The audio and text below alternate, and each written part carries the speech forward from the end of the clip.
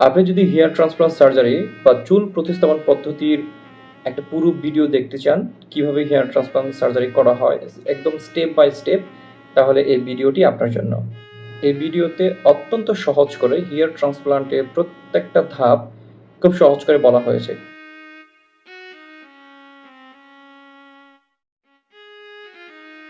প্রথমে শেভ করা হয়, তারপরে অ্যান্টিসেপটিক ওয়াশ দেওয়া হয়। আপনারা দেখতে পাচ্ছেন অ্যান্টিসেপটিক দিয়ে ওয়াশ দিচ্ছে। টোটাল 3বার ওয়াশ দেওয়া হয়। এখানে আমি হেয়ার লাইনটা ড্র করতেছি, যে রোগীর চুলটা ঠিক কীভাবে লাগাবো, কপালটা কত বড় হবে এবং কোন ডিরেকশনে হবে। এখানে আমি একটা পার্মানেন্ট মার্কার, একটা skin marker, surgical marker, normal কোনো কলম না, এই কলম দিয়ে মার্ক করছি। এখন মার্ক করার পরে যেটা হচ্ছে যে রোগীকে দেখানো হয়, রোগী যখন এগ্রি করে তখন আমরা এই যে সামনে লোকাল অ্যানেস্থেসিয়া বা অজ্ঞান করার ওষুধ, অবশ করার ওষুধ দিই। তারপরে প্রথমে পিআরপি দিই। পিআরপি দেওয়ার পরে এই জায়গাটা একটা স্যালাইন দেওয়া হয়। একটা মেশিন দিয়ে আপনারা দেখতে পাচ্ছেন যে ফোঁটা করা হচ্ছে। এই ফোঁটাটা করা হয় যে আসলে আমরা কোন জায়গায় কতটুকু গ্রাফট লাগাবো।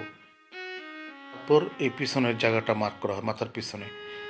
এটাকে ডোনার এরিয়া বলা হয়। এই ডোনার এরিয়াতে আবার স্যালাইন দেওয়া হয়। স্যালাইন দিয়ে এটাকে ফুলিয়ে দেওয়া হয়।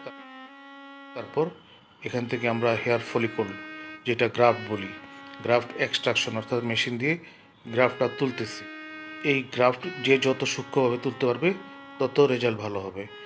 যারা আনাড়ি তারা সাধারণত একটা গ্রাফট চুল তুলে, যারা এক্সপার্ট তারা সাধারণত 2টা বা 3টা চুল তুলে।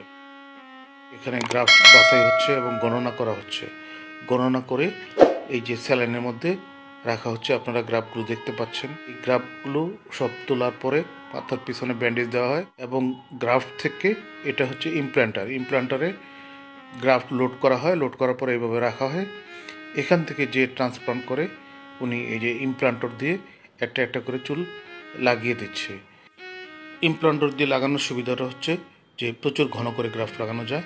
এখানে আমরা এই রোগীকে 2000 গ্রাফট লাগিয়েছি। মোটামুটি ঘন হবে, কিন্তু এই রোগীর পুরো মাথা ভরতে আরও 4000 গ্রাফট লাগবে। সবাই ভালো থাকবেন, সুস্থ